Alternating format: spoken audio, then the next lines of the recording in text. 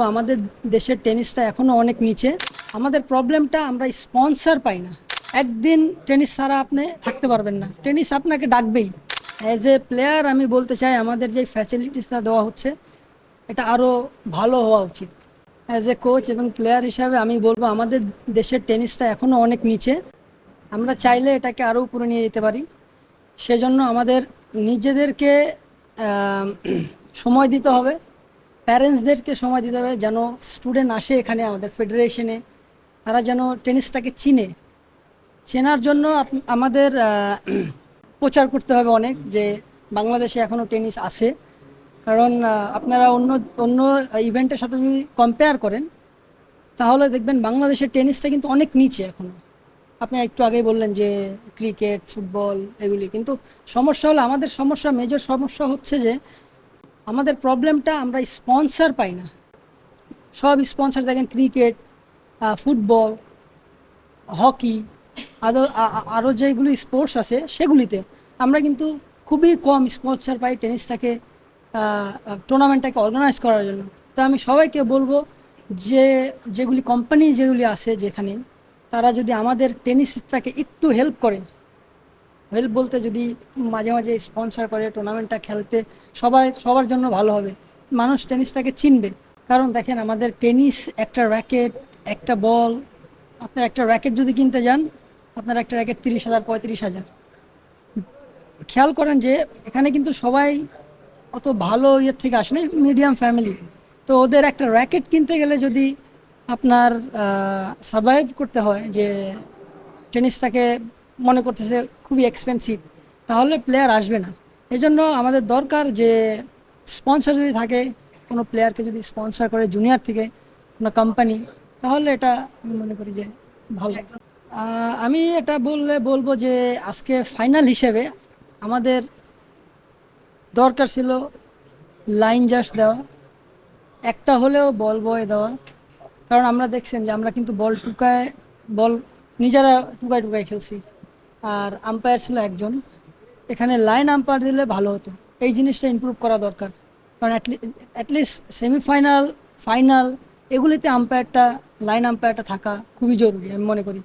আহ, এই এটা আমরা ফেডারেশনকে বলতে পারি যে আমাদের দিলে লাইন জাজ আম্পায়ার যদি সেমিফাইনাল থেকে দেওয়া হয়, আমি মনে করি যে ভালো। আমরা ফেডারেশনকে বলতে পারি এটা, যে যে আপনারা ফাইনালে কেন লাইন জাজ আম্পায়ার দিচ্ছেন না কেন। টেনিস একটা খুবই ভালো স্পোর্টস, এটা মানুষের ব্রেনকে বিকাশ ঘটায়।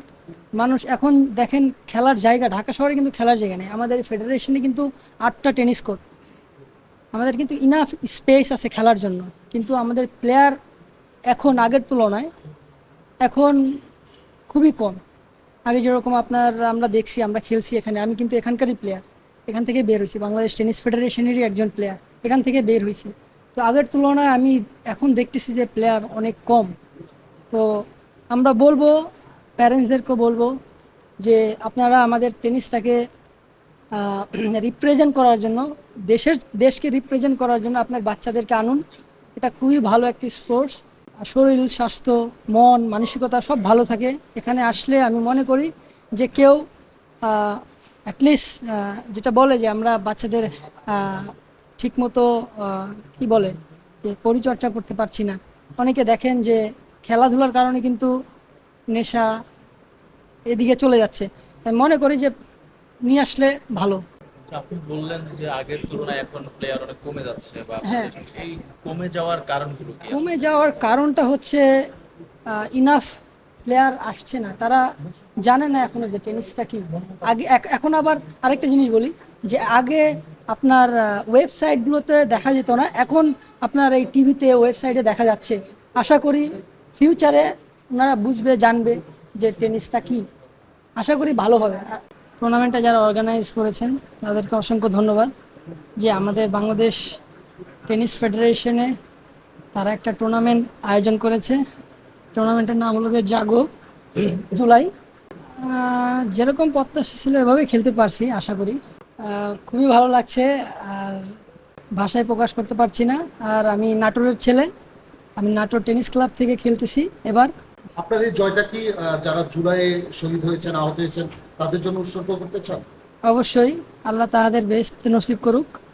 আর যারা আহত হয়েছেন তাদেরকে আল্লাহ সুস্থতা দান করুক, তারা ভালোভাবে থাকুক, দোয়া করি।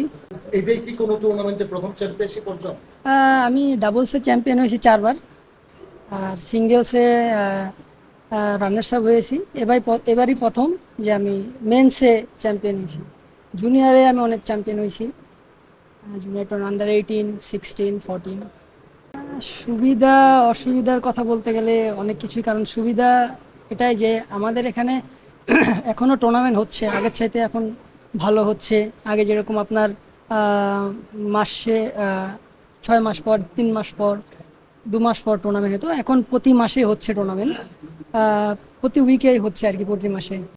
ভাই আমি আপনাদেরকে বলতে চাই যে আমাদের টেনিসটাকে আপনারাই চাইলে বাঁচায় রাখতে পারেন। আপনারা একটু বেশি বেশি করে টেনিসটাকে দেখান, আপনাদের চ্যানেলে বেশি বেশি করে দেখান, বলেন যে এখানে একটা tennis federation, Bangladesh tennis federation, এখানে টেনিস কোর্ট আছে, আপনারা আপনাদের বাচ্চাদেরকে নিয়ে আসুন। এটা আমি এই জন্য বললাম যে এটা খুবই একটা ভালো স্পোর্টস।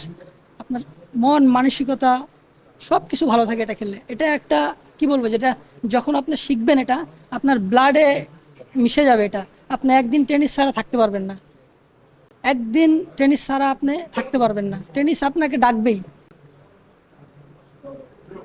আর আপনাদের বলবো যে আমাদের নিউজগুলো যেন আপনারা একটু বেশি বেশি দেখান টিভিতে, যেন মানুষ চিনে যে টেনিসটা কি। আর নিউজ পেপারে আমি চাই যে নিউজ পেপারে প্রথম পেজে তো অনেক কিছুই দেখা যায় যে এটা হচ্ছে, ওটা হচ্ছে, এটা হচ্ছে, কিন্তু টেনিসের আমি দেখি যে ছোট একটা পেজে নিচে দেওয়া থাকে যে tennis federation Bangladesh number 1 Bangladesh number 1 ও এটা দেখা যায়। আমি চাই যে ভাই এটা প্রথম পেজে দেওয়া হোক, মানুষ দেখুক যে টেনিস কি, মানুষ বুঝুক। আমি এটার জন্য বলতে চাই, এটা আপনাদের কাছে আমার অনুরোধ।